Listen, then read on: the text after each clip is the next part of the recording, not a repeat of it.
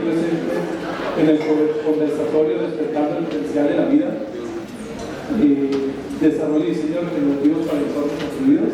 Y bueno, quisiera darles nada más un mensaje de protección civil que me corresponde hacer por ley. Les recordamos que en caso de emergencia, por favor, mantengamos la calma, seguir las indicaciones de las brigadas de protección civil, identificar rutas de evacuación, rutas de evacuación, que no más para que sepan y tengan como referencia que no son de acá, serían las escaleras que están viendo como en el extremo derecho y el extremo izquierdo, y también dirigirse a los puntos de reunión más cercanos. Evitemos correr, gritar o empujar. La seguridad es responsabilidad de todas y todos. De verdad me da muchísimo gusto poder estar aquí presente en un evento que para mí en particular es súper relevante en el contexto de poder conocer el enfoque que estamos trabajando en muchos de los cursos dentro de la licenciatura en arquitectura, y en particular me da muchísimo gusto tener la posibilidad de poder entrar en contacto con Luis. Y para presentarlo le voy a dar la palabra a la doctora Celia Gómez, y después de que ella presente al arquitecto vamos a tener la participación de Raúl de Villafranca, quien ha sido una de las personas que ha sido clave en este proceso de conexión de Universidad Group con la Universidad Iberoamericana. Y posteriormente vamos a darle la palabra a Bill Wynn, vamos a poner una presentación, y una vez que finalice la presentación vamos a tener un conversatorio para que haga match con el nombre del evento, con la guía de Juan Casillas y del Montaña. Entonces les comento esto para que tengan claridad de cómo va a estar el proceso. Y bueno, muchísimas gracias.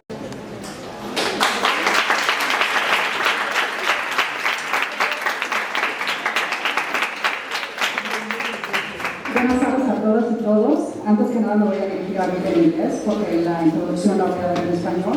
So Bill, thank you very much for coming here. This is your home. I know you've been here for over 20 years or just around 20 years. So thank you again for coming and for visiting us. It's a very special visit. And you know, we want to learn so many things from you.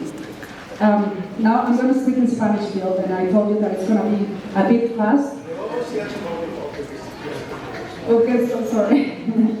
Bueno, Bill Wick es un referente internacional en sustentabilidad y regeneración, miembro fundador del US Green Building Council y co-creador del sistema LEED. Es presidente de Genesis Inc., organización dedicada al diseño regenerativo, la integración de sistemas vivos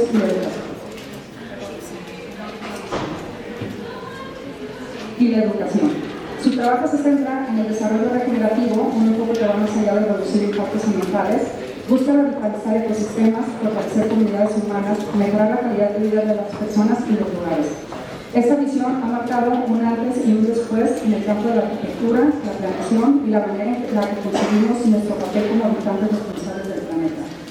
Bill ha estado presente en la Universidad Iberoamericana desde hace 20 años, colaborando académicamente con lo que hoy es el CAUI, el Departamento de Arquitectura, Urbanismo e Ingeniería Civil. Su regreso a casa tiene un profundo valor simbólico, pues su filosofía de regeneración dialoga directamente con nuestra identidad jesuita, transformar la realidad desde la justicia socioambiental, el cuidado de la casa común y la formación de las nuevas generaciones. La importancia de su visita radica en que no se trata solamente de escuchar a un experto de renombre mundial, sino de abrir un espacio de encuentro e inspiración que nos recuerda con nuestra labor como arquitectos, urbanistas e ingenieros. Está llamada a trascender los límites técnicos y a situarse en el corazón de la misma vida. Su presencia nos invita a replantear cómo podemos desde México y desde el IBERO contribuir a un futuro en el que las ciudades y la naturaleza no estén en tensión, sino en colaboración y armonía. Es autor de diversos artículos y coautor del libro The Integrated Design Guide to Green Building y conferencista en universidades como Harvard, MIT, Princeton, Navarra, y Bill ha logrado inspirar a miles de estudiantes y profesionales en todo el mundo. Hoy, al tenerlo con nosotros en el IBERO y especialmente en el CAUI, nuestros alumnos reciben no solo conocimientos, sino también una motivación profunda para imaginar, diseñar y construir un futuro donde regenerar sea nuestra forma de habitar. Welcome, Bill, and thank you so much for being here.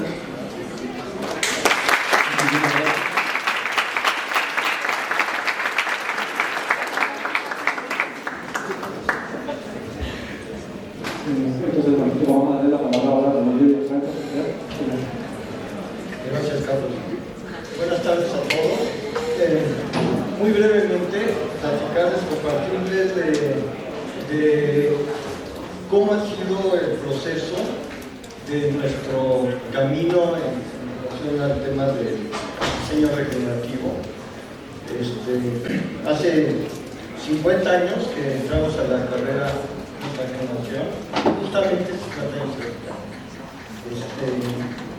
pues entramos a una nueva escuela donde se hablaba del contextualismo y de la relación, y también se hablaba mucho del tema de la unidad, de la integridad. Y pues esa fue el discurso por varios años, con Pepe Nava como director, con Pepe Cristian y otros tantos. Y el ingeniero Francisco Serrano tuvo una incidencia importante porque nos hizo poder ver cómo era el movimiento del suelo. De ahí, en la escuela lo que hacíamos, normalmente los profesores hacían, era todo el tiempo andaban diciendo de que por aquí era el flujo y que por allá estaba el drenaje, todo era así con señales, era como un tai chi, un tai chi de arquitectura, y era lo sutil que se convertía en algo material que era la arquitectura. Posteriormente, hace ya 20 años, empezamos nosotros a trabajar en temas de ecología profunda, porque también yo y se nos invitó José Luis Cortés, el director de entonces, nos invitó a estar en contacto con el tema del diseño ecológico y de ponerlo en la escuela de la manera más amplia y más profunda posible. Y de ahí fue que José Luis, junto con Luis de Villarranca, que es el coordinador de la carrera entonces, invitaron a Bill. A Bill lo invitaron para que nos platicara un poquito de lo que se trataba la sustentabilidad en temas de arquitectura y de diseño. Y de ahí empezó todo un camino en donde desarrollamos el diseño un diplomado en diseño y construcción sostenible, una realidad ineludible. Y esos 11 años que tuvimos muchísimos ponentes de todos lados, de Europa, de México, de Sudamérica. Y también eso nos llevó a poder haber sido la universidad sede de la Housing Foundation para el foro internacional también de la Housing, y se convirtió la IBERO en un referente del diseño ecológico a nivel mundial y a nivel nacional también. También se logró un programa de nuevos paradigmas para la educación junto con el departamento de sustentabilidad cercano al rector, y trajimos pensadores como Víctor Correjo y personajes de los que se lee mucho, pero que pocas oportunidades tenemos de poder platicar, de echarle así el rollo, pero neta, y tal cual. Y también, por otro lado, se consolidó un grupo, que le llamamos RDMX, que es el Grupo de Desarrollo Regenerativo de México, que viene siendo un grupo que estamos trabajando en la práctica regenerativa desde hace 12 años, en donde venían a México Bill, Tim y Ben, fundadores del instituto, y muchos de nosotros, de los arquitectos y profesores aquí de IBERO, estuvimos participando desde entonces. Entonces hay un grupo de profesores, como es Juan, como es Carlos Delgado, Pepe Gil, en fin, hay muchísimos, como 10 que están activos, Rodrigo, que están activos en este grupo y que están, ahora sí que sentados entre todos nosotros. Es una gran ventaja darle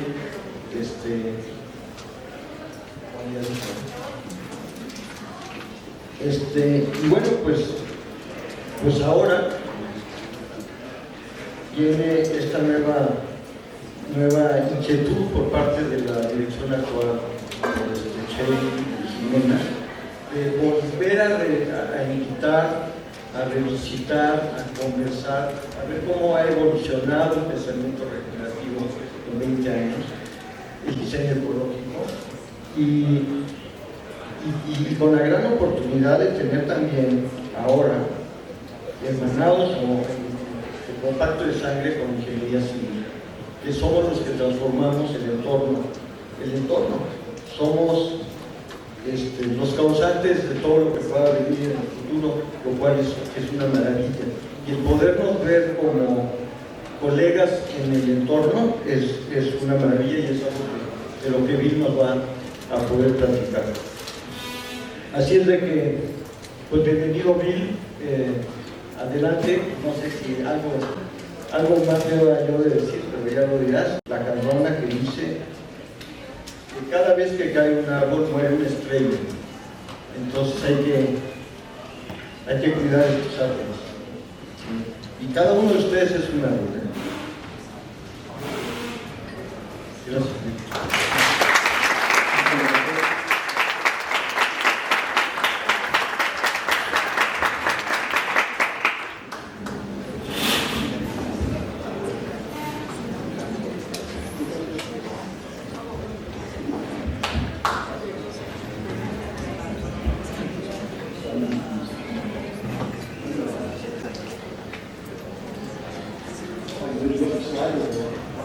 Well, buenas tardes. And that's the only Spanish you're going to hear. And thank you for allowing me to speak in English. I don't know where to stand. This is going to happen if I have to look up here. So before we begin, and I also want to thank, I'm here as a result.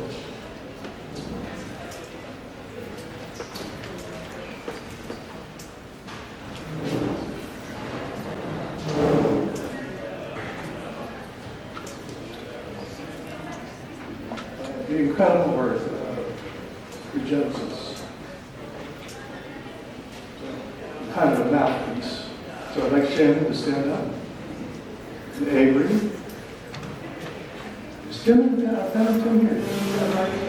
Oh, no. Sit down. Anyway, Regenesis has been, I'm, to the best of my ability, I'm speaking of 30 years worth of research and practice and how one begins to work with life on its own terms.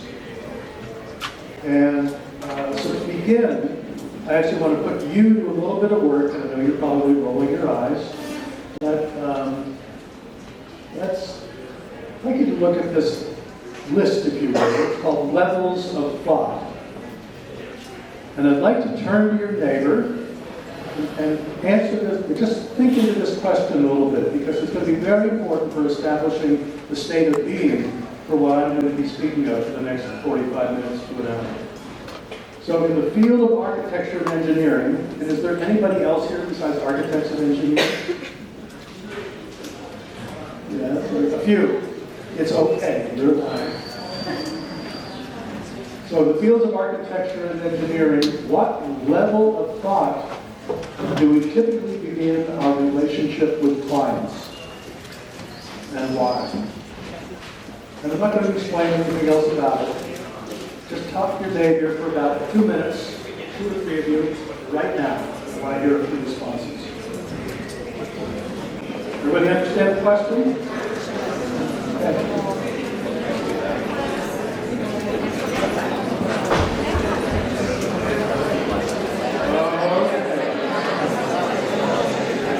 Wow. I don't know if I want to stop that energy. So anybody have some thoughts? Just a couple comments. Anybody care about what level do we typically begin as architects and engineers? Concept, the dean says. Anybody else? Yeah. Maybe maybe the implementation. Implementation as a designer? That's pretty cool. Well, you start talking like the finished product before you even. Yeah. See what you're saying. Yep. Any other thoughts? Yeah. Principles. Principles. Good. Right?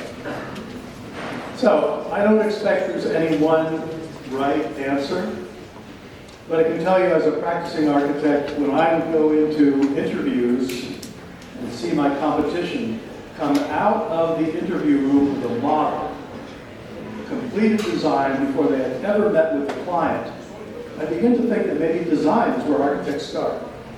And that's some architects. Concept for sure. Strategy, when you're doing a lead building, you're familiar with lead, right? Rating system. So when you do lead, you're already talking strategies. Now, this talk today is going to be at the level of belief and philosophy and principles. And I know this lecture series is focused on heavy-duty architectural designers. I am not that. So don't be thinking you're going to see beautiful buildings, although we think there's some beautiful buildings coming out of this. What we're talking about today are belief, philosophy, and principles that should inform the nature of design. And we'll show you how that works. So I just don't want you to be expecting a whole portfolio of beautiful buildings here. That's not what this is about today. All right, you ready? All right, here we go. So, sustainability, this is the focus today. If we fix the carbon issue, are we sustainable? We're missing a whole bunch of other stuff. And let's say we fix the carbon issue, we have destruction of the ecosystems, and social justice, and monoculture agriculture, pollution, etc. There's a whole list of complex problems out there that we in our society are not used to, and we don't have the capability to address. So what we've been doing the last 50 years of the environmental movement are Band-Aid solutions. We simplify, we reduce, we fragment. Hyperbolic or exponential discounting is the term where we abandon almost all the other problems while we focus on one or two that we can understand. And of course, when we try to address problems that way, we end up with lots of unintended consequences. The map is not the territory. Every tool that we use informs what we should be ignoring. So these instruments that we use actually are not doing us a service in terms of working with the complexities of life. They help us work with the complexities of technical civilization, but let me ask you this. What are we sustaining with sustainability? Progress. I don't know what that means. What's that? Environment? Yeah? Life? I like that answer. That's my answer. So does everybody agree that we're sustaining life with sustainability? We're not sustaining photovoltaic panels, or a LEED rating system, or minimizing pollution. We're sustaining the complexities of life. So when we're thinking about sustainability, it can be quite abstract. We have sustainable paint and sustainable concrete. By the way, is there any such thing as a sustainable building? That's a rhetorical question. No. The answer is there's no such thing as a sustainable building. We use the term, I use the term, but it doesn't, no building is sustainable. Imagine 100,000 Walmarts. Is Walmart here? Imagine 100,000 Walmarts that are LEED Platinum. Do you have a sustainable planet? No. So, sustainability as it's practiced today, which is about slowing down the damage, is not viable. So we look at a whole complex, dynamic, and evolving system. How the heck do we work with that? Because if we aren't, and I'll just say my particular bias is if we aren't working to sustain life, then we aren't working with beauty at all. There's no beauty to that, to anything else we do. So the technology, the technological mindset will not fix the ecological crisis. And I'm not saying that, by the way, I do not want you to be coming away thinking that that's wrong. I'm just saying that's inadequate. We have to address technologies, we have to address efficiencies, but today we're emphasizing the living system side of the equation. The major problems of the world are the result of the difference between the way nature works and the way people think. So this diagram has been floating around for a while. Let me see if it is. So here we are in conventional design. Randy Klotzko, an architect out of New York City, says we build our buildings one step better than breaking the law. Not very exciting. We come along and say, well, we can do better than that. We can make green buildings. This is where LEED came from, instead of rating systems. Instead of building code efficiency and energy use, we can improve by 70%, let's say. And that's good. But it still means we're 30% doing bad. And as Bill McDonough says, sustainability is a slower way to die. So that no wonder the whole sustainability movement has not taken off. The planetary issues have only gotten worse over the last 50 years because we're fragmenting these ideas. Now, sustainability, conceptually, we might think that that means zero damage. But zero doesn't exist in nature. And we always are causing damage no matter what we do when we're building. So how do we actually create compensation and harmonization with life as we are? Because we're life too. We've kind of forgotten our role in life.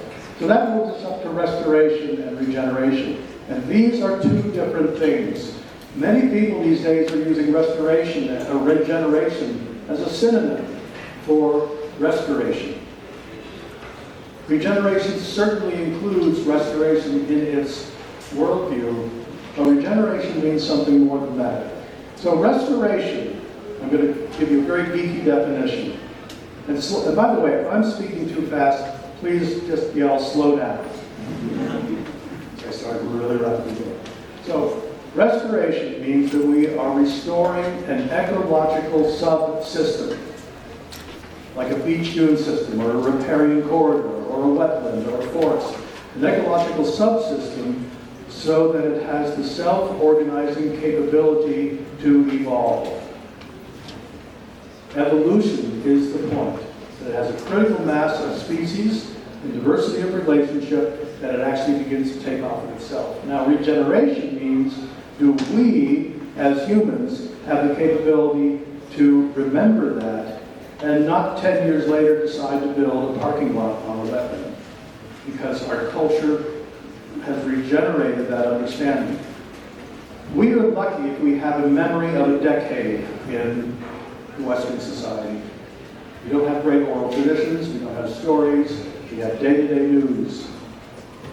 And we forget, and we've not built into our society. We think that we fix things. I've restored that wetland, good, we're done. I don't need to think about it anymore. No, you have to be engaged with it forever. And regeneration is about building the capacity in the people, in the community, and in your building so that they are paying attention to life and will not allow it to be degraded in the future. So regeneration has almost nothing to do with buildings. It has everything to do with the relationship between people and place that you leave behind. Now, that being said, what am I doing up here speaking to our architecture and engineering students? Happily. Because buildings and infrastructure are one of the most powerful acupuncture points to re-engage people in life again.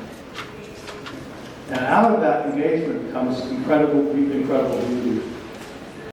So, there is a massive worldview shift between restoration and regeneration, and we're hopefully going to be addressing that today. Now, another way to get this is one of our colleagues, Carol Sanford, who passed away recently. She described it in these four paradigms. Extract value. We basically take value, we take nutrients from the earth, or minerals from the earth, from the geology, and we basically destroy life in the process. Slowing down the damage is what we're working on these days. Most of the rating systems in the world and what we work on as architects is about reducing the damage. That's a good thing, but it's insufficient. So then what gets us into this regenerative side? Doing good. A lot of people talk about positive, net positive. What does that mean? what does net positive water in the desert mean versus net positive water in the Amazonian rainforest? It's an entirely different paradigm. So we actually have to get quite specific about what we mean about doing good. And then, and also, doing good also is a form of colonialism. When the aid societies go into Africa, let's say, a third world country, and say, we're gonna give you the gift of North American and European lifestyle because we have it so good.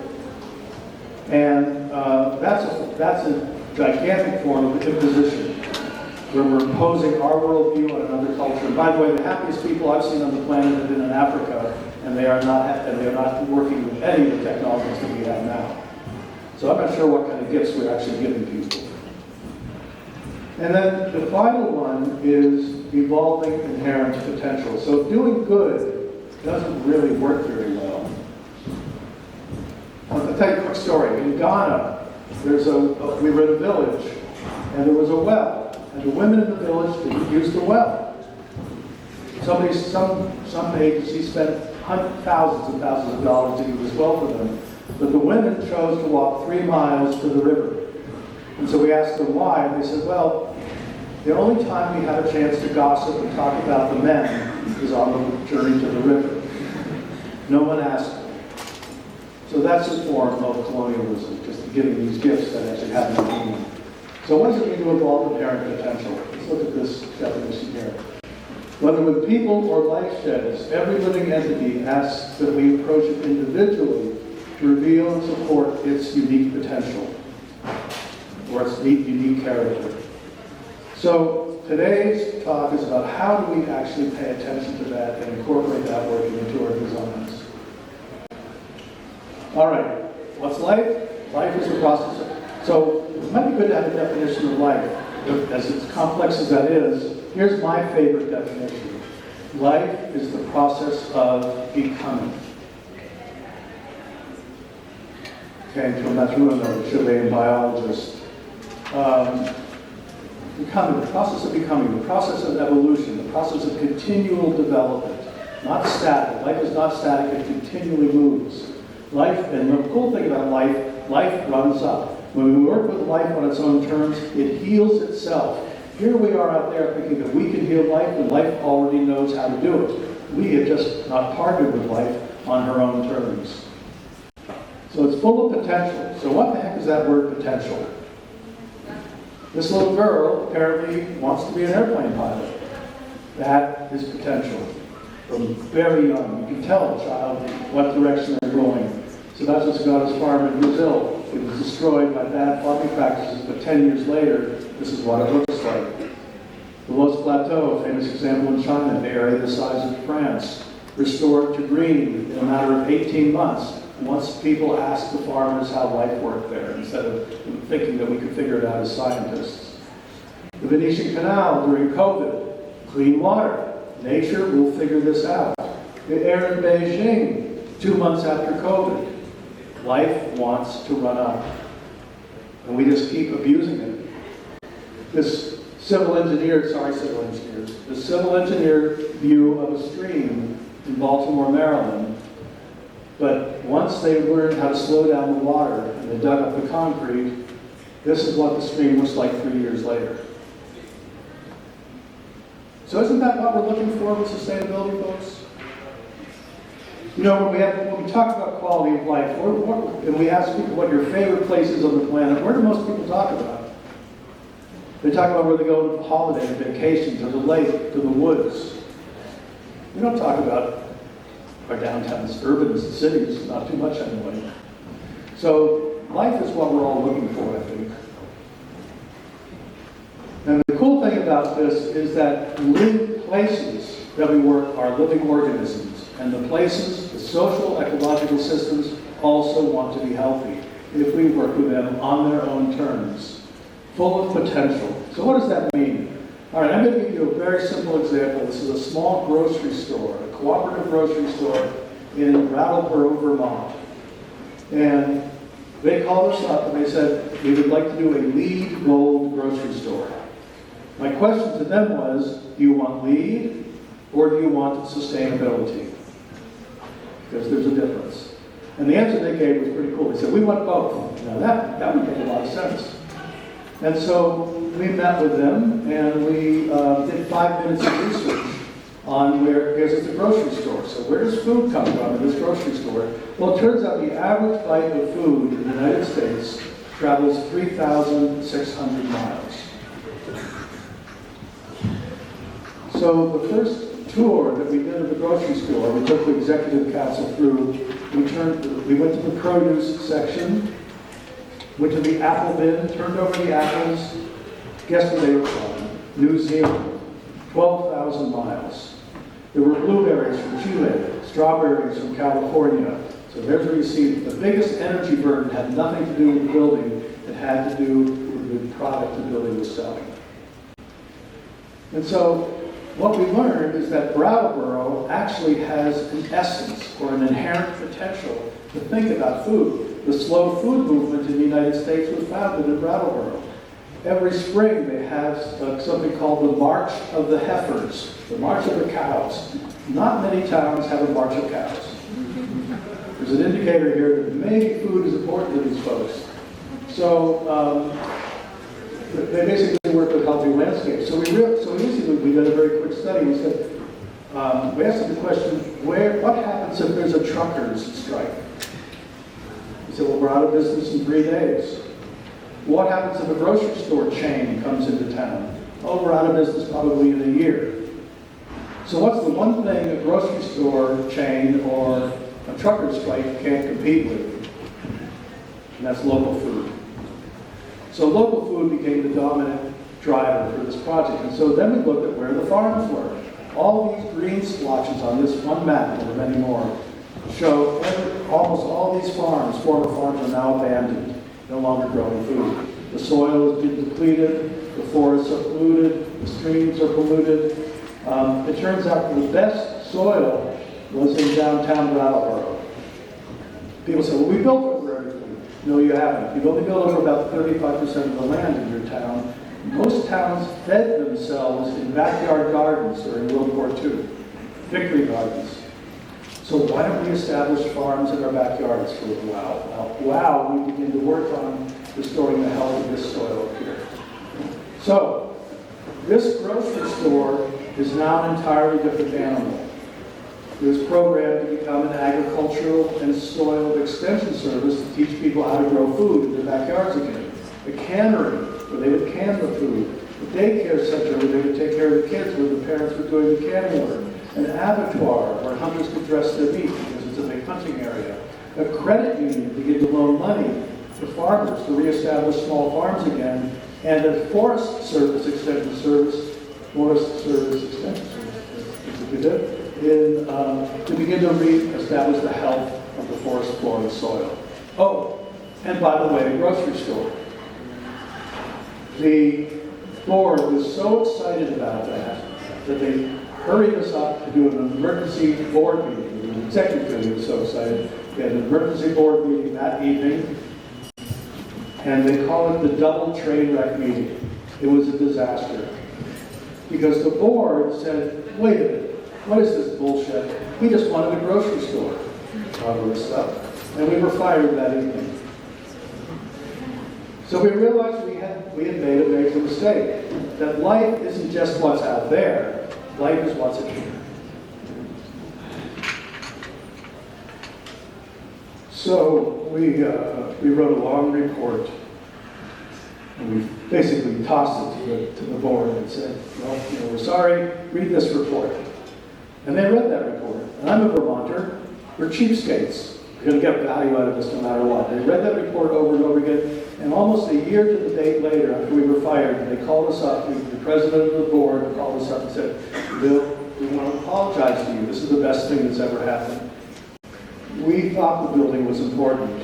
It's actually the system of life that's important. And what they developed is a 100-year ends policy, they call it, to build a community that was self-sufficient. Now, that's just part of the game.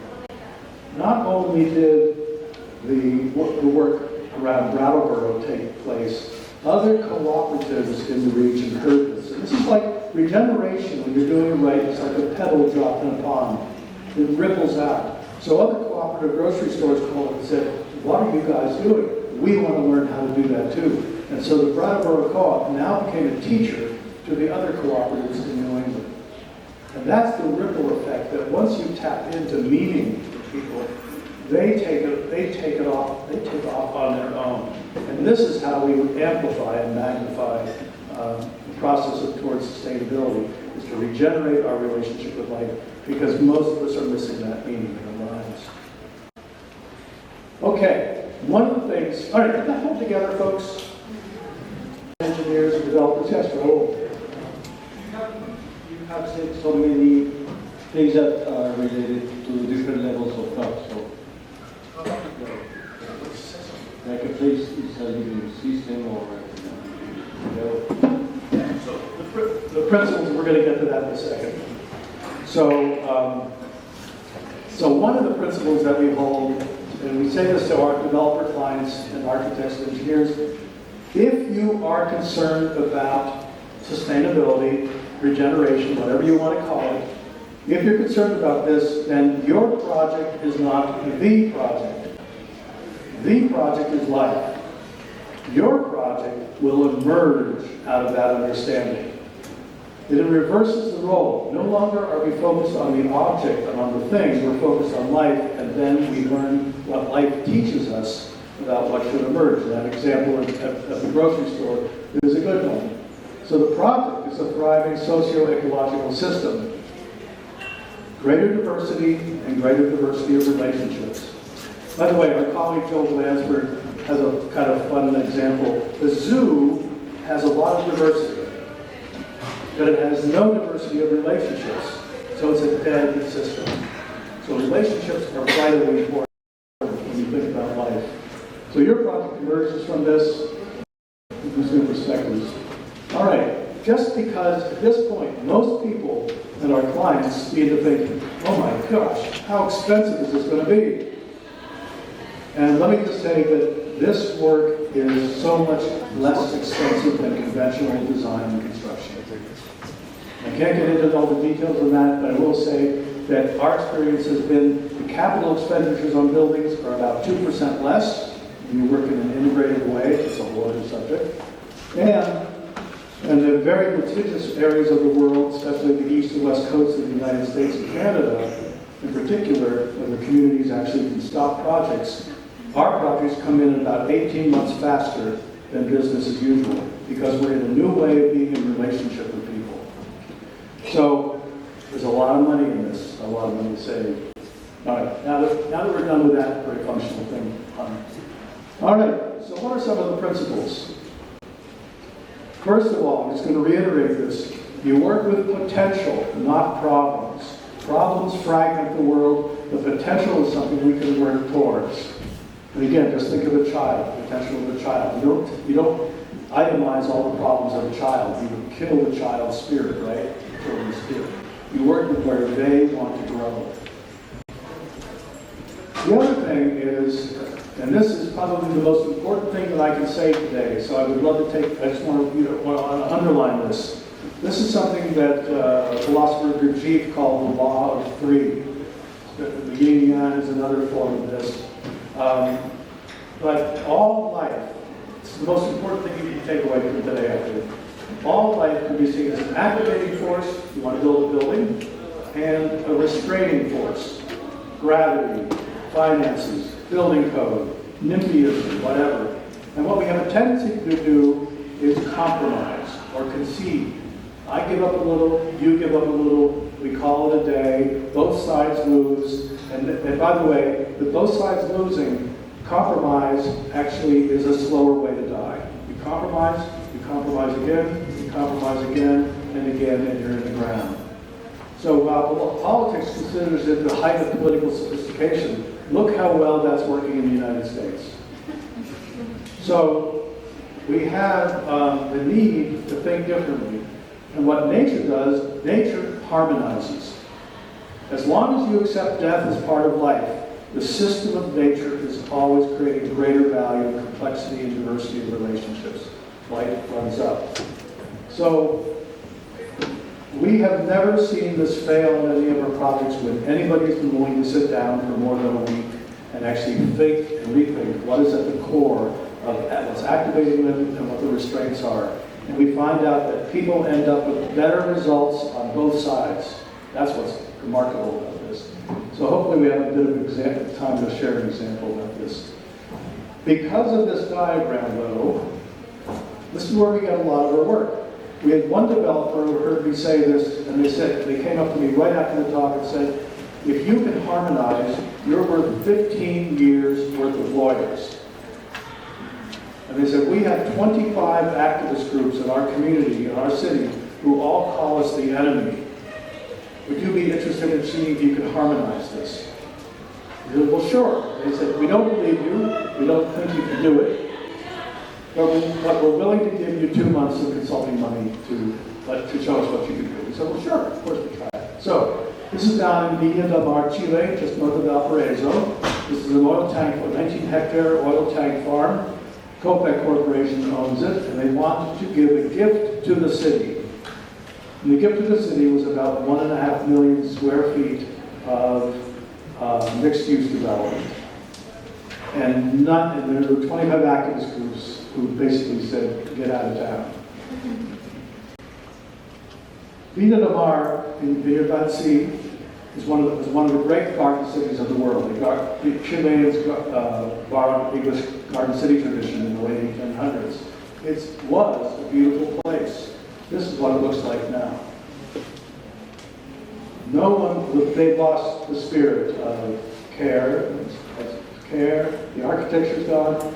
The Valparaiso Bay is a dead zone. And here's the estuary right there. That estuary has literally been made into a parking lot. And that's the source of the fish in the Valparaiso Bay. So the whole ecosystem is being destroyed, including the quality of life in the town. So no wonder the big townspeople are so upset with developers. So when we work, we look at not the site. Here's the site. We look out at maybe 20 or 30 kilometers. We ask the question, how big is here? Everybody knows how big here is. And so then we begin to discuss the potential of this place. And the potential was that, going back almost 1,500 years, is that every intervention of humans, the Aconcagua, the Inca, the Bata, the Spanish, the British, the industrialists, Garden City movement, every intervention improved the ecological health of this place. We've never seen anything like that. And so we express this as this community has the ability to compound resilience, innovate succession. And when we met with these activist groups, we said, this is what we're learning about your place. Can you tell us more about it? And their response to us was, wow, you guys have been listening. You guys have been actually paying attention. And that opened the door to have a discussion, to invite them to try to collaborate with the developer.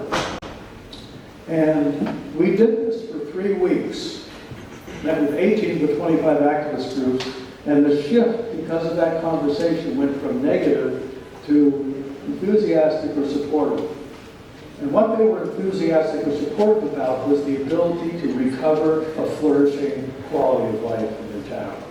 Now, this means that we're working in a different way. Instead of the project being important, and this is the way most projects work, here's the developer, and the developer then says, well, we're going to negotiate with this neighborhood.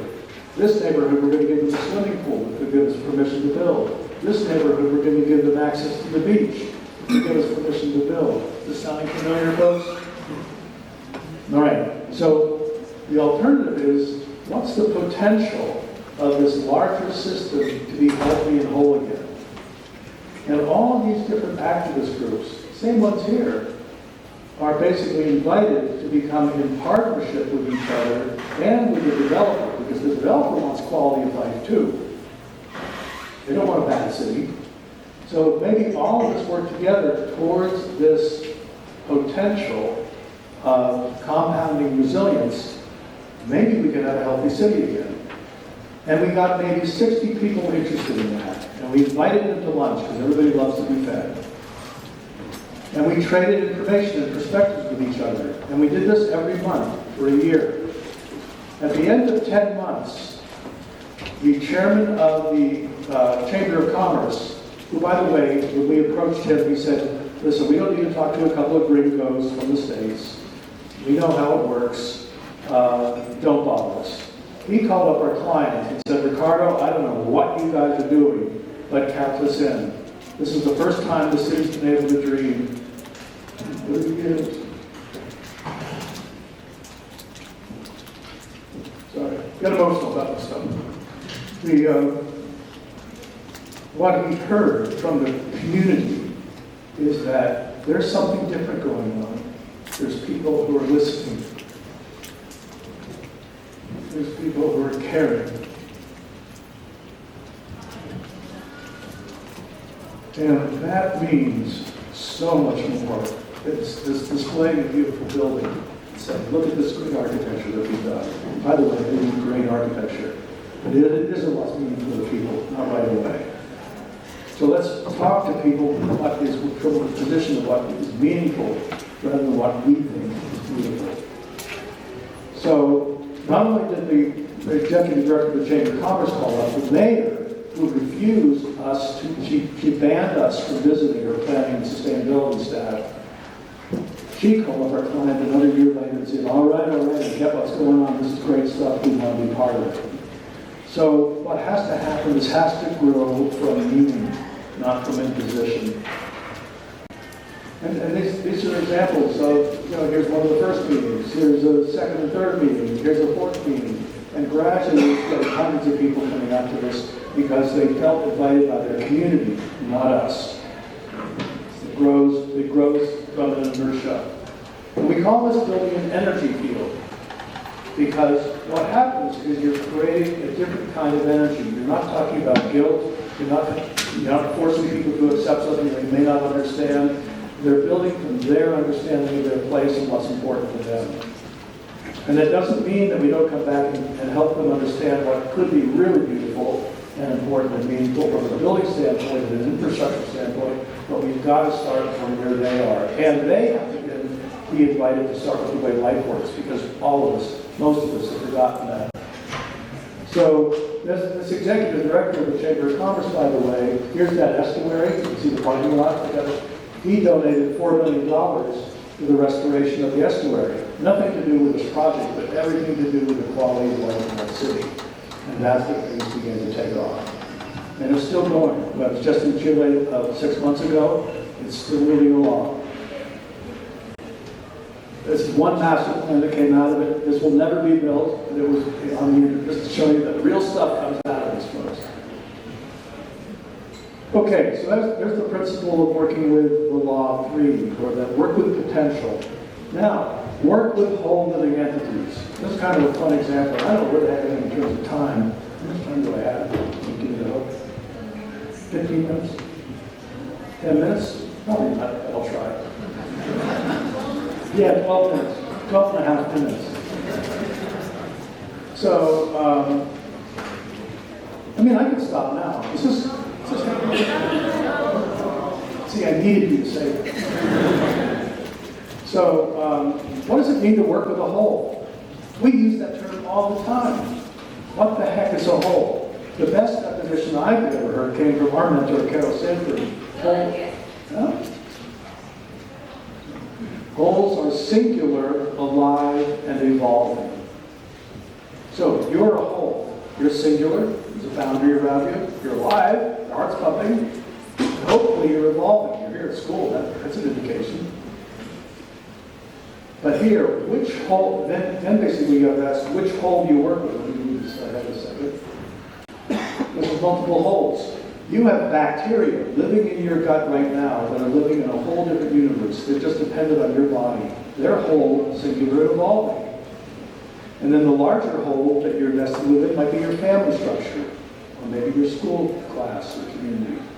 The next might be a watershed. But all of those wholes need to be in relationship with each other. And we have to be adding value to each one. Your site has to be adding value to the neighborhood. The neighborhood has to be adding value to your site. neighborhood with a watershed, etc. So wholes need to be in service of each other. Just like you're supporting the bacteria in your gut and it's supporting you, that's the way life needs to work. And part of the big ideas and issues of design is that we don't do that as architects. We don't really think of that reciprocal relationship between wholes. This is one of the major principles of working with life. Right, back to one.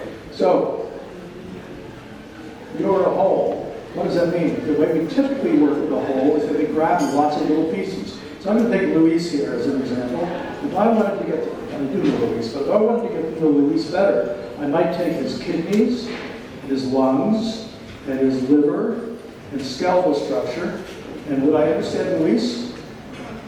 Yet that's what we do in our cities. We take transportation, we take noise, we take pollution, toxicants in the environment, carbon in the atmosphere, and we put them in a list, or we put them in a circle even, and we make a pie chart, and we call that a whole. That is not a whole. That is a list in a circle, a list of pieces in a circle. So just like, so the way I get to know Luis is by knowing Luis as a whole entity. What does that mean? We do this all the time. We actually observe, we people watch, and we see patterns of life. Oh, that person's very depressed. What's going on there? Well, that person has such joy in life, and that person is always doing this and this and this. They obviously have this kind of potential. So we're looking for patterns of life. And those patterns are invisible. They have to be observed, and they have to be observed over time. But those patterns tell us more about Luis or Mexico City than any of all these fragmented indicators. And by the way, we need those fragmented indicators too, but we need this whole as a vessel to contextualize them. Does that make sense, folks? That's what makes it really important, is that we end up working with pieces and parts independently of each other, and this is what's created the problems we have in the planet. All right, so systems have purpose. They have a role to play. What are those? And that's because we know the purpose, we know a bike. We know those serve as a purpose. But if you were, let's say, an Amazonian Indian, I can't imagine, but who would never seen a bicycle, they might say, well, what's that about? What's one of those parts about? And so, with our misunderstanding of life, we have to take the time to understand how these pieces are working together to produce this. So, life has a purpose. Here's a simple example. I hope I can do this in 5 minutes. This is a project we were working on in Idaho. Can you all see the striated lines here? Those are former streams. The developer here was going to put up 1,000 3.5-acre ranchettes, and he was run out of town by the community. He hired another architect. They heard of our work, invited us up, and we said, well, we're not going to justify your suburban development, but we believe that humans have a role to play, and humans have a right to live. We are nature, after all. But how do we live in congruence with the way life wants to work here? So that means we have to look at the patterns of life. So this is the Teton River, one of the great salmon rivers of the world, now a dead river. No more salmon. This is a prairie savanna, now made into a monoculture of barley and turf grass. And these are the big whole mountains. And we asked the forest ranger, is it healthy? How's it going? He said, this place is dying. Well, how long has it been dying? Over 100 years. Well, what happened 100 years ago is that farmers came, they put a dam right here in front of Mahogany Creek. And that dam actually, they took 90% of the water from that dam to irrigate the fields. All of these streams disappeared. In fact, here's the remnant of Mahogany Creek. Barely has enough water to reach the Teton River. So, a dying mountain system, a dead prairie savanna, and a dead river. Now, if you were doing LEED, for instance, you get a point for keeping prime farmland. This is prime farmland. You get a point. You think, well, that's supposed to be good. But in this case, and in most cases, it isn't. So this is the danger of checklists. This is the danger of generic thinking. So we had to look and say, well, what is really going on here? And this, learned is that, and this is from Tim Murphy, our colleague Tim, he observed that this land, well, I'm going to back up a little bit. So what happens is the salmon would swim up the Teton River, then it would swim up these streams, and they would lay their eggs in the stream up in the mountains. And they would die. And the animals would take the dead animals and distribute it through the forest, nutrifying the forest, the vegetation of the egg. When that stopped 100 years ago, that nutrient cycle stopped. And just like we only depend on the water cycle basically, we all depend on the water cycle. We're always standing on rock right now or swimming, because water is a universal solvent. But in reverse of that is the nutrient cycle. Salmon, otter, beaver, megafauna, insects, birds, other fish are all carrying nutrients upstream continually. And without that, we don't have a healthy system. So this land then had a purpose, it had a role. And the role that we named it serves as a living bridge between the Teton River and the Big Hole Mountains. Does that make sense? So the living bridge, so once, basically, this is how long it took us to explain that to the development team. And they went, oh, that's what's going on. And within a half an hour, the development has changed from the suburban-like sprawl, 3.5-acre ranchettes, to very tightly knit townhouses and row houses that allow 500 meters between them so the animals would feel comfortable migrating again. And if they built all those, they didn't build because of the financial collapse, if they built those houses, they would have only taken 10% of the water from the stream, which would have allowed these streams to become watered again, reconnecting.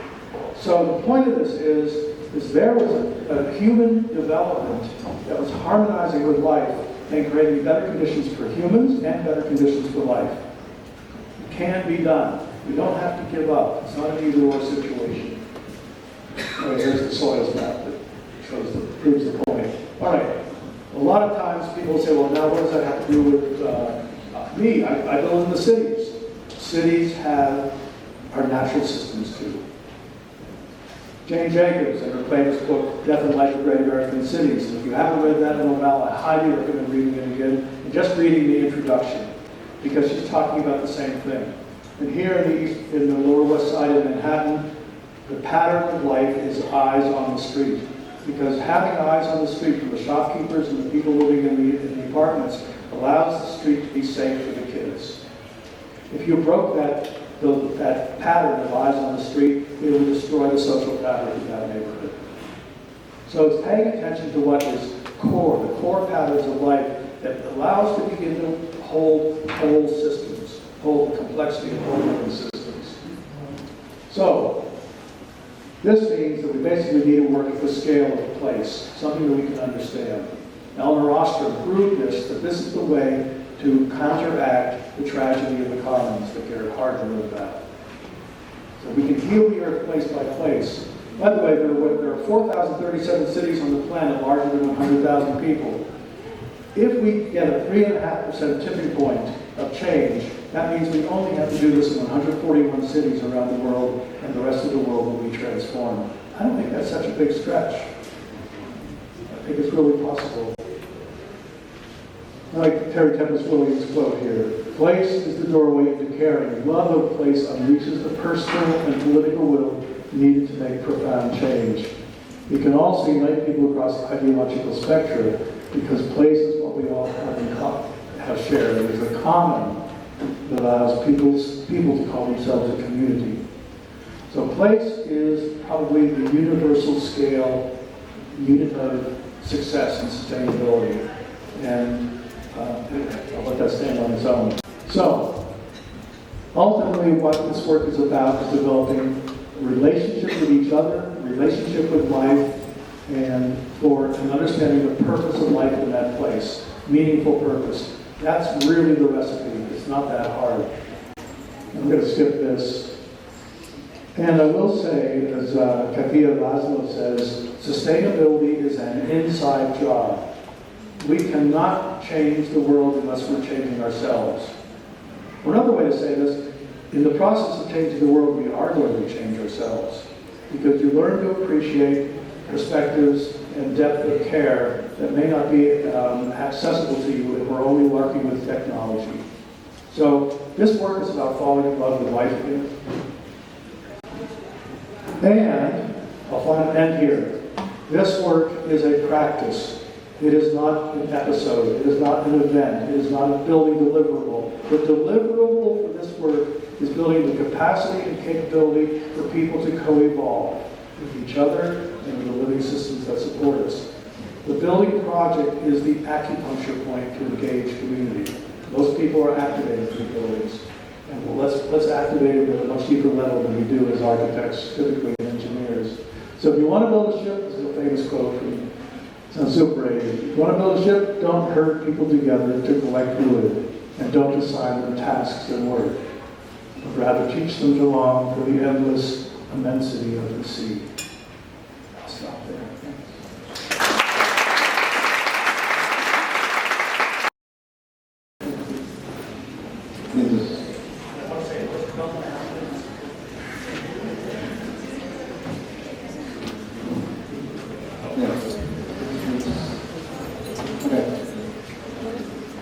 Thanks, Bill. It's pretty good. Hello, everybody. How are you doing? Good? Right. Then, the idea is just to start with a couple of questions for Bill, and then actually move into the questions that the attendees had, or not only questions about the rational stuff, but also about, maybe you could talk about the emotion, which is the transformation of emotion that you have during what Bill was explaining to us. Right?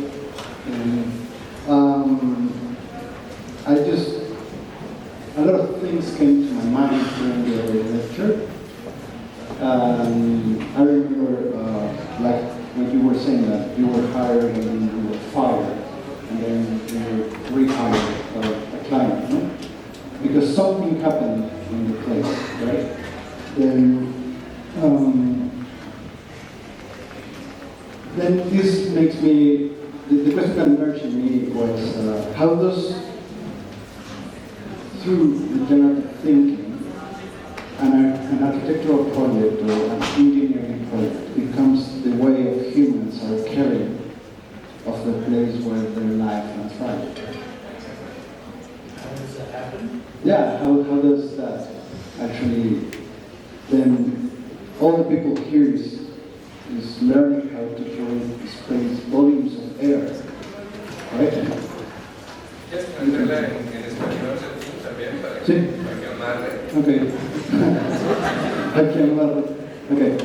La idea es que todas las personas aquí estamos en proceso de aprender cómo diseñar espacios volúmenes de aire de distintas calidades, que tengan distintas cosas y funciones, ¿no?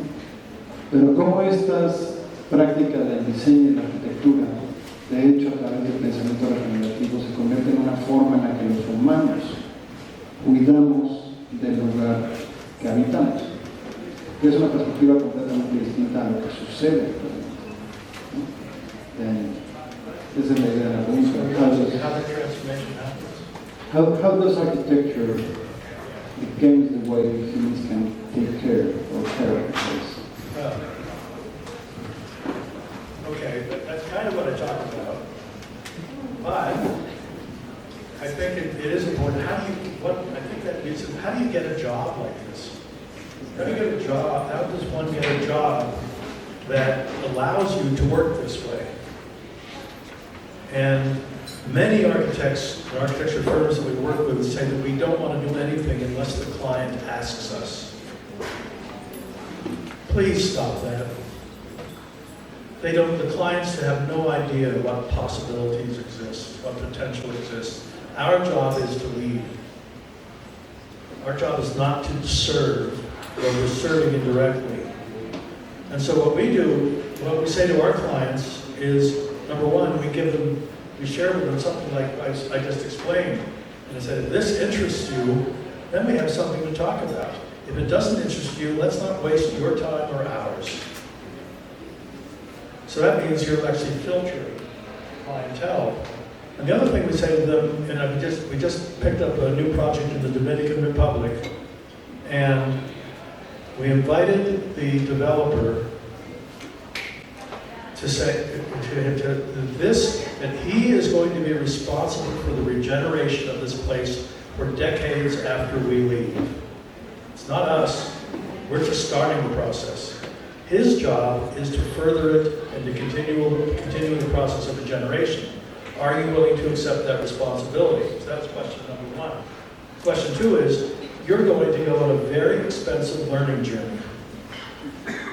And you are signing up for a whole new education, a new paradigm. Are you willing to do that? So we are challenging and inviting the clients to step up their game, not to give them service. And it's remarkable how many people really want that. So don't be afraid, is what I would suggest. I don't know if that's what you were asking for. That's the answer I'm giving. Bueno, Thank you. Lo que he estado platicando aquí es algo que algunos de nosotros, como profesores y profesoras, hemos tratado de sembrar y de transmitir y de compartir desde diferentes frentes. Y creo que ahora es una gran oportunidad para que empecemos a tejer desde aquí. Entonces queremos abrir también los micrófonos para ustedes. Nos da mucho gusto que estén aquí, que hayan venido a compartir este momento y pues queremos empezar a nutrir la conversación. Entonces pues vamos a abrir una serie de preguntas para que puedan también compartir conmigo sus inquietudes. Entonces vamos a hacer dos frentes de preguntas. Aquí está Roch de un lado, que si alguien quiere hacer una pregunta, por favor acérquese para allá y vamos a compartir el micrófono. sí, vamos a compartir. Creo que vamos a empezar con... Vamos a empezar por allá. ¿Por allá? Hey, so I have a question because I don't know how you phrased it, but you said like we can fix the world by fixing different holes at a time. But I don't know if like there could be a problem if by you understanding a hole, you're not understanding like the bigger hole. Like you can create a system that's like selfish, you know? Like for instance, if we try to make a better living system in this university, we are fixing a hole that itself is not taking in consideration a bigger hole that's the city or the area where it sits. So what happens if by fixing different holes, you actually create like a bigger problem? I don't know or is that even possible? I don't know. Well, it's certainly a logical question. But you remember that example from that grocery store, that small little pebble translated, people were energized by that way. It's not your responsibility to fix the rest of the world. It's your responsibility to build what capability you can in that place and let it self-organize. Life self-organizes anyway. So don't be afraid. Yeah, it might, who knows, it might not work if you don't try. And I think that's sufficient. We just have to do what we can do. Don't worry about it. But I can tell you that we are very conscious of those larger holes when we work, because they can inform our response in this place too. If we're ignoring them, we can really screw it up. So it requires us to work way beyond